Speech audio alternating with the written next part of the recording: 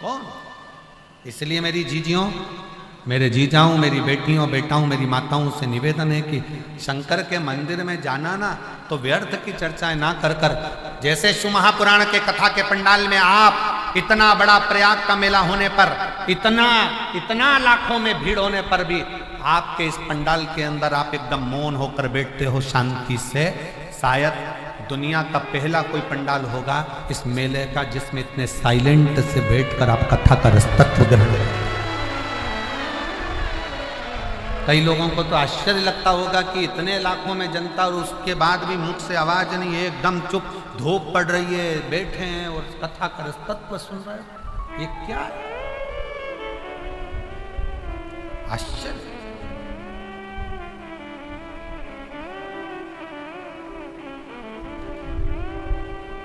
शिव को जानो, वेद और वेदना दोनों में पढ़ो।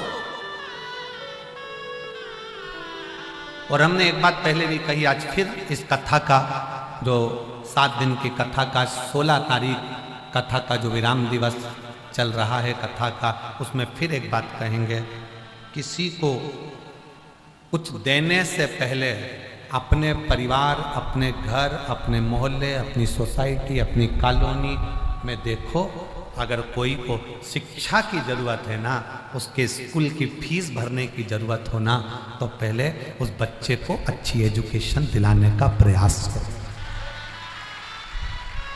अपने मोहल्ले में, अपनी कॉलोनी में, अपनी सोसाइटी में, अपने क्षेत्र में देखो, किसी को बहुत बीमारी है ना, उसके पास हॉस्पिटल में पैसा जमा करने का नहीं होना, तो प्रयास करना कि उसकी इलाज में थोड़ा सा खर्च कर दे, खर्च मत दो किसी को भी, आप अपने हाथ से तो वो लाइन फिर स्मरण में आ गई, कभी अपने घर में जहां रह रहे हो, अपने परिवार में जहां रह रहे हो, अपने कुटुंब में जहां रह रहे हो, वहां की रहने वालों की भी वेदना को समझो, उनको भी समझो।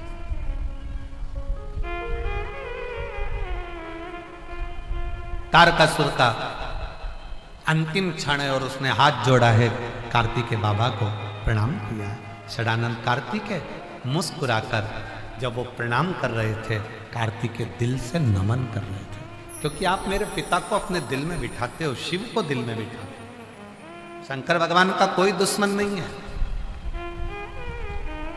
रावण की दुश्मनी राम जी से थी, कंस की दुश्मनी कृष्ण से थी, हिरण्यकशिपु की दुश्मनी भगवान नारायण से थी।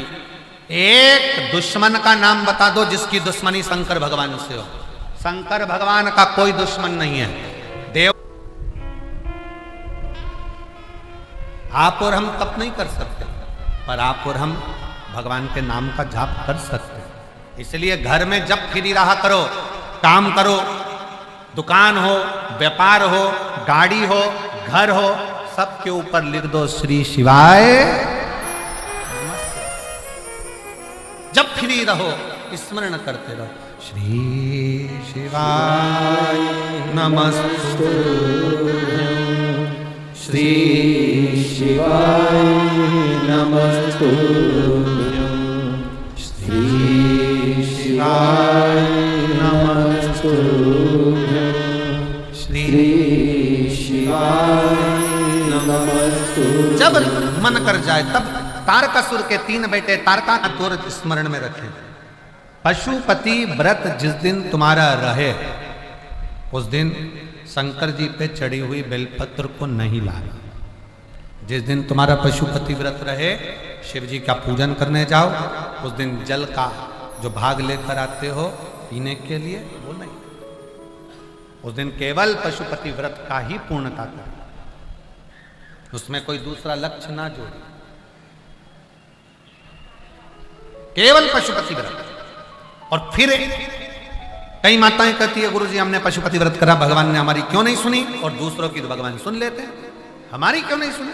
तो एक निवेदन है, जो कढ़ाई में या भगोनी में या पात्र में जो तुम मीठे का प्रसाद बनाते हो, वो प्रसाद पूरा की पूरा थाली में लेकर या जो भी का पात्र में लेकर मंदिर जाया करो, पूरा की पूरा। कई लोगों की आदत रहती है, आधा बच्चों के लिए कढ़ाई में छोड़ देती हूँ, आधा लेकर चली जाती हूँ, तो प्रसाद का मन 2 हिस्सा हो जाता है, इसलिए वो प्रसाद फिर मान्य नहीं है। बनाओ उतना जितना तुम्हें मंदिर में लेकर जाओ, उसका आधा हिस्सा कढ़ाई में छोड़ना नहीं है, भगोनी में नहीं छोड़ना। खीर अगर बनाई गई है पात्र भरकर, तो वो पात्र भरकर ही जाएगा। हलवा बनाया है पात्र भरकर, तो वो पात्र भरकर ही जाएगा। जितना तुमने बनाया वो पूरा की पूरा जाएगा। और कई माताएं आधा बनाया इतना और उसमें से आधा घर पे छोड़ दिया बच्चों के लिए, आधा लेकर चले गई, 2 हिस्से पर मंदिर में कर दिया, 1 हिस्सा लेकर आ गई। ना ना, ऐसा शिव कथा कर, भगवान शंकर का संवाद कर। और कई माताएं जो जिनके घर में 25 साल 20 साल 30 साल 15 साल 18 साल 20 साल 30 साल हो गए, बच्चे नहीं हो रहे, उन्होंने कई बार आंकड़े का जड़ का प्रयोग करा। पर मेरा निवेदन है, विश्वास कथा सबसे पहले तुलसी बाबा कहते हैं शंकर विश्वास रूपिणो। सबसे पहला है तुम्हारा शिव जी के प्रति जम के बोलो जरा, मानो तो मैं गंगा मां हूं और ना मानो तो बहता। मानोगे तो मैं गंगा हूं, ना मानो तो बहता पानी। तुम्हारा विश्वास पूर्ण है तो शिव मिलता जाए। और हमारा भी विश्वास है कि आप ये प्रयागराज की धरा पर आज कथा का विराम दिवस पर जो बैठकर कथा सुन रहे हो ना, इतना तो मेरे बाबा पर विश्वास है कि 3 महीने के अंदर तुम्हारा पत्र भी इस व्यासपीठ पर जरूर आएगा। ये विश्वास जरूर से। दिल से आपने जो कहा है, दिल से जो प्रार्थना करी है, वो भगवान स्वीकार जरूर करें। आप इतनी लाखों की संख्या में आए हो, धूप में बैठे हो, जहां तहां जगह मिली वहां बैठे हो, प्रार्थना कर रहे हो, तो ऐसी खाली थोड़ी ना जाएगी। हम तो कल 17 तारीख से फिर पुनः वापिस सिरसा हरियाणा की पवित्र भूमि पर तारा बाबा की कुटिया पर प्रारंभ होगी। आज कथा का 16 तारीख को यहाँ विराम हो रहा है। 17 तारीख से 23 तारीख तक कथा तारा बाबा की कुटिया दोपहर में 2 बजे से 5 बजे तक होगी। 25 फरवरी से 3 मार्च तक कुबरेश्वर बाबा का जो भव्य रुद्राक्षोत्सव होता है वो प्रारंभ होगा और रुद्राक्षोत्सव 3 मार्च तक चलेगा, जिसकी कथा 1 बजे से 4 बजे तक होगी। ऐसे ही क्रम में कथाएं आगे बढ़ती रहेगी और अपना पूर्ण श्रवण करेंगे। आज सतुबा बाबा शिविर में यह कथा का जो दिव्य भव्य आयोजन था विराम की ओर है।